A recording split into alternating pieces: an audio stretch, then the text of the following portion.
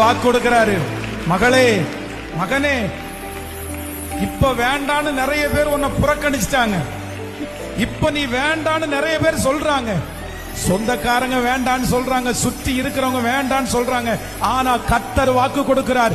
இந்த முழங்கால் யுத்த ஜெபத்துக்கு பிற்பாடு ஆண்டவர் உங்களை எப்ராயிமா மாத்துவாரு. நீங்க இருந்தாதான் அந்த பிரச்சனைக்கு முடிவு. நீங்க இருந்தாதான் அந்த பங்கன்ல சந்தோஷம். உங்களை சத்துருக்கு முன்பாக நான் உனக்கு ஒரு பந்தியை ஆயத்தப்படுத்தி உன் தலையை எண்ணெயினால் அபிஷேகம் பண்ணி உன் பாத்திரத்தை நிரம்பி வழிய பண்ணுவேன்.